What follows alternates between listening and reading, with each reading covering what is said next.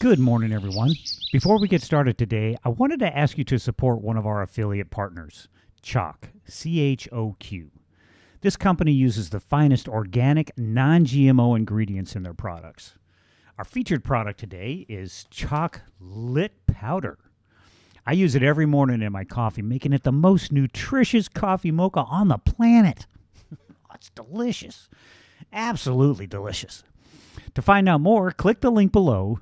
They have sales all the time, so hurry and get yours today. Thank you. And now back to our regularly scheduled programming.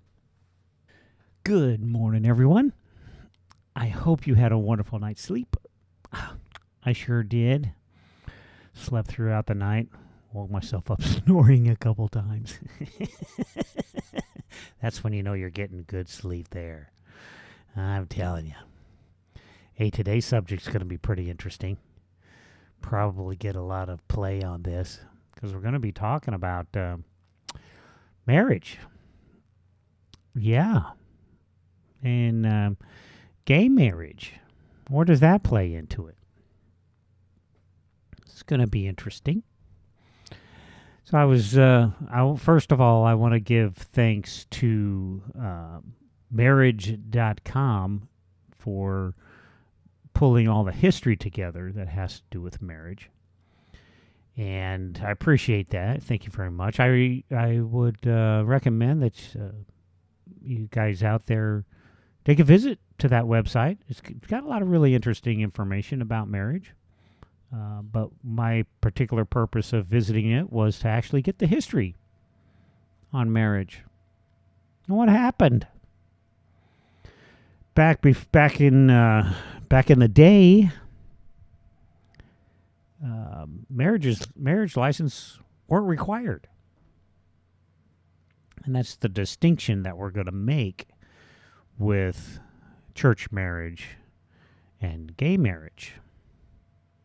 See, in the United States, we have this rule written into our Constitution that the state cannot make any laws respecting the free practice of religion. Freedom of religion. And freedom from religion. In other words, the state can't require you either way. State has no business doing anything or trying to control anything that has to do with the church. So, is marriage a church thing? Is it religious? Or is it secular? Is it religious or is it secular? Well, in the beginning of marriages, it was, it was a contract, an exchange of property. Yeah. Yep. Way back when, sometimes some cultures, women were treated like cattle. Yeah. But there really wasn't a license to be married. You didn't have to go to the state clerk's office and say, hey, I want to get married. Will you give me a license? When you think about license is required because the state wants to control the ability of you to be able to harm someone. They want to be able to give you a license and require you to maintain certain standards so that everybody can be safe and play fair. What does that have to do with religious marriage? Well, as human rights started to evolve, women began to protest their requirement to be subservient to their husbands. Yeah. And husbands and the churches weren't supporting women and children the way that they should be. And there were lots of protests concerning that. Then the state said, okay,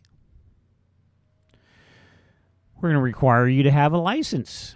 Actually started with a church in England, and at those times the church had a lot of power. They were kind of the ruling party. I mean, they made kings. So, yeah. So they kind of had a little something to do with that. So the church started requiring that because they wanted to look at people and say, hey, yeah, no, you guys shouldn't be married. No. Plus the church would get a little kickback of the exchange. So then as time progressed on, around the 1600s in the States, that's when they started requiring a marriage license. The idea was that, hey, we're going to enter into this contract with the state so the state can enforce the support of the husband and wife. Meaning, as it says in the scriptures, the two shall become one flesh. Therefore, all their property will be joined together and they can be one flesh. Yeah. So that if anything should happen, they could share. They could split up the property and be like, hey, dude, what's up? Yeah, I get half. What? Yeah. The two shall be one, and now that we're separated and getting divorced, now we get half. So the state was involved to make sure that everything was fair. And in a way, the church gave it up. Said, yeah, all right, we'll comply with your standard because, we don't want to take care of anything like that. We don't want to have to mess with anything like that. Because in our belief system, divorce never occurs. Wow. That's what they say. But as we know in the scriptures that, Moses gave a writ of divorce to people. He wrote it in there. Why? What did Jesus say about that? Yeah. Jesus said in Matthew chapter 19 that Moses, chapter 19, verse 8, said, Moses, because of the hardness of your heart, permitted you to divorce your wives. But from the beginning it was not so. So, some religious authorities, denominations and such, stand on the fact that, Jesus said that it wasn't so. And Jesus also said that whoever divorces his wife, except for sexual immorality, and marries another, he commits adultery. And whoever marries her who is divorced commits adultery. It's kind of funny what the disciples said after that. Well, if this is such the case, then it's better for us not to be married.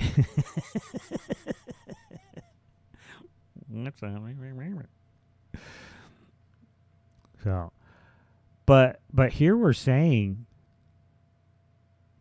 that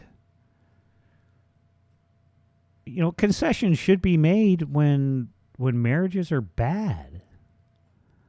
Now, I don't know about you, but I've been in a lot of bad marriages. I collect them. I like to say that I've been divorced so many times that I'm now an expert on relationships. So what does all this mean, and what's it all for, and what does this have to do with gay marriage? Okay. What does this have to do when two people of the same sexes are in love and they want to be married? Personally, I don't know what the big deal is about being married. I kind of like the idea that the state isn't involved with my relationships.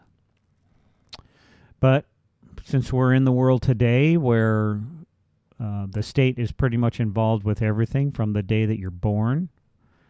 With your first contract on the day that you were born, your parents entered you in without your knowledge when they gave you a state-issued birth certificate to prove that you are a being.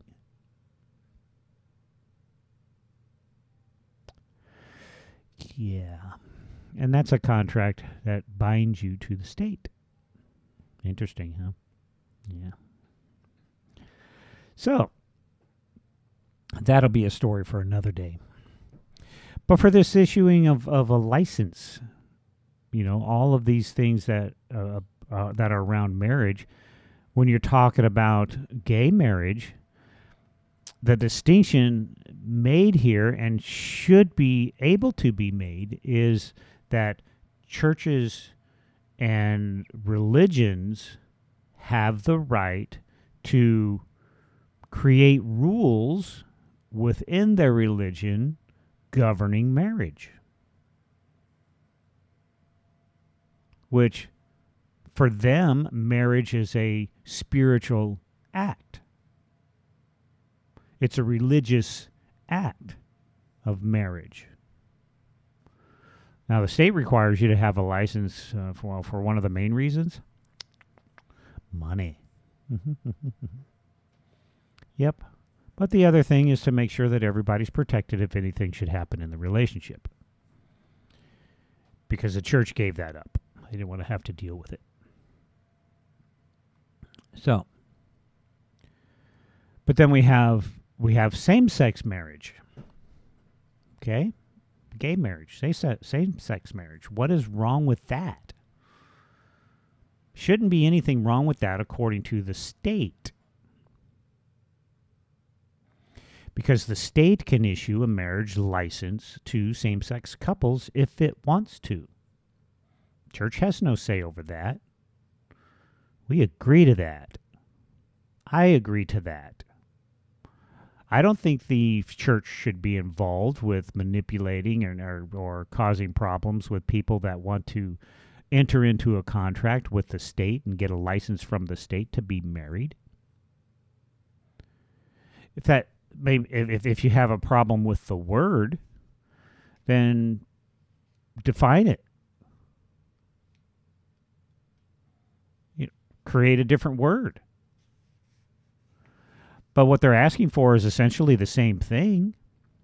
They're wanting protection in their relationship so that if anything should happen to it, they can go to the state and get resolved. And get it resolved. They can hire attorneys and fight it out, share their property. See, that's what you're doing when you're entering into a marriage license. Is you are you're bringing the state into your relationship. You're bringing the state into your relationship so that you can absolve yourself of all responsibility of working it out between you and the church.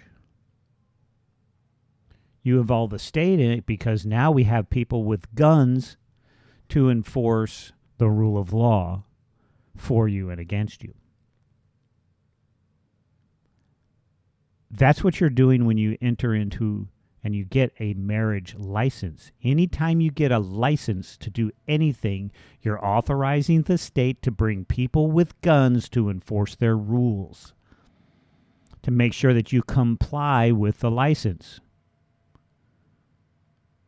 Bottom line up front, it's people with guns that enforce all license laws. Think about it.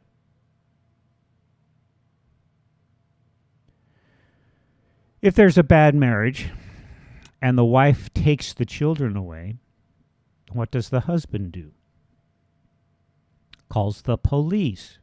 My wife is missing. She has taken the kids. Oh, well now she's in violation of the law because she's kidnapped her own kids.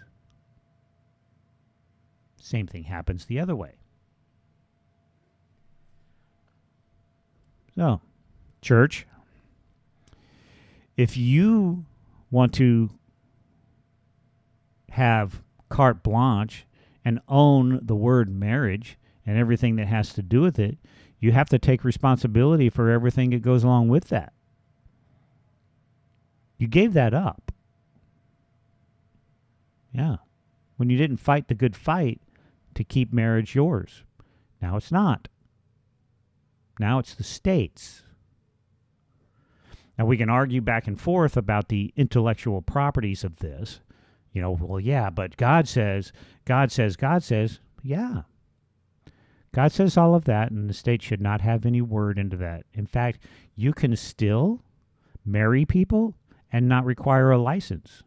Will the state recognize it? Probably not now.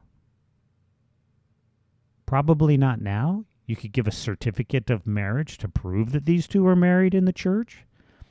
You could do that and not open up a contract with the state. You can do that. You can make that a policy within your religion, and the state can't do anything about it. In fact, you'll probably have to go to court to force them to recognize your religious writ of marriage. Your religious certificate of marriage. Okay? Now, as far as same-sex marriages goes, the state can and should issue licenses, authorization, because the church won't do it. Some churches won't. They won't marry same-sex couples. That's okay. They have that right. But the state can establish a protocol to where they get a marriage license. You don't have anything wrong with that. That's the premise of the United States. You be, do, and have whatever you want, and not have to worry about the state interfering with it. But as far as, you know, the distinction between religious rules and state rules, see, that's where you have to make the distinction. So when you're making your argument about same-sex marriages, religious folks say, well, in our religion, we have one male and one female. That's it. Okay? But within the state can say, well, yeah, you know, it could be male and female. Could be female, female, male, male. Okay? Could be multiple people. Could be. There were some religions that still practice that. Multiple people. But the state gets involved with that. Isn't that weird? Why? To protect people. To protect people from being manipulated and abused by evil doers. By sexual perverts. Yeah. And the state comes in. And, in my opinion, when horrible things like that are happening, when the abuse of individuals is happening, when people are being harmed, when their personal rights are being abused, yeah, if the church isn't going to handle it, then the state has to. I know. It's a slippery slope. It's a it's a line there. It's a line there. If the church isn't going to take care of it, if it isn't going to do the right thing, then you have to hire people with guns. And that's the state. I know. Some of this might have made you feel a little uncomfortable. But look in the scriptures. Look in the scriptures and see what it says about marriage. Cool thing that Jesus said about marriage.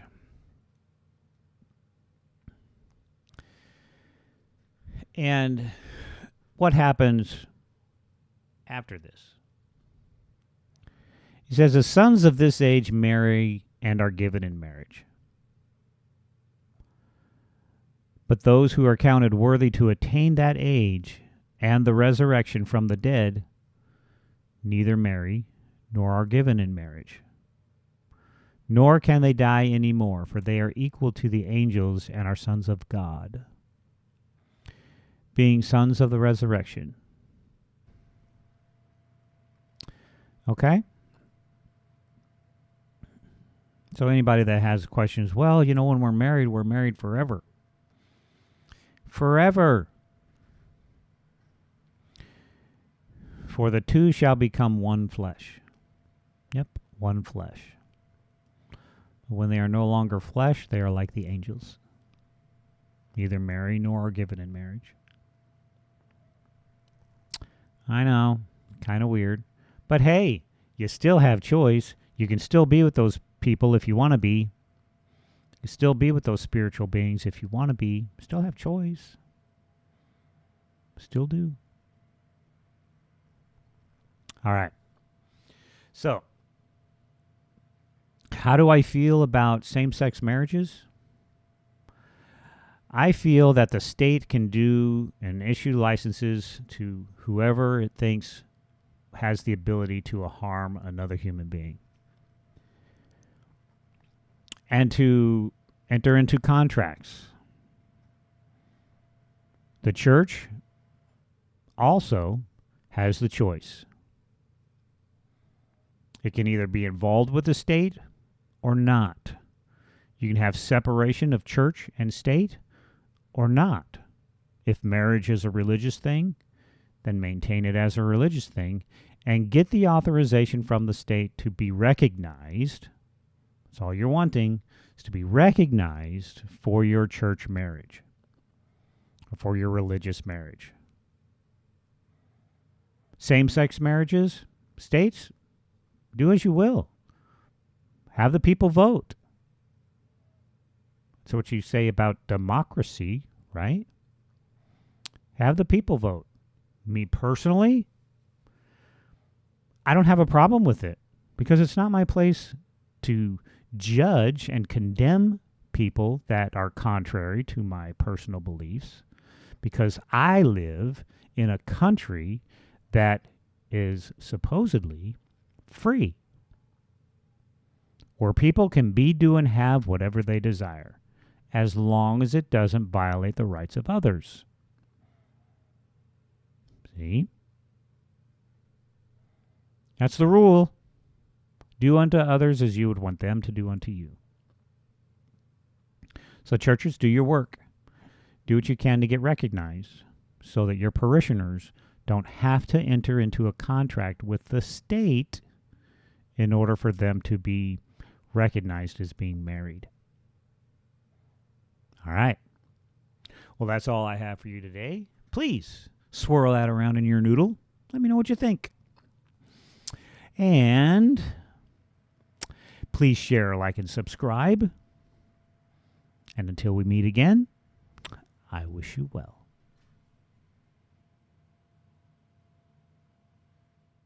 Hey, before you go, I wanted to remind you to click the link below to try chocolate powder. It's full of vital nutrients that'll help jumpstart your day. They have sales all the time, so hurry and get yours today. Thanks.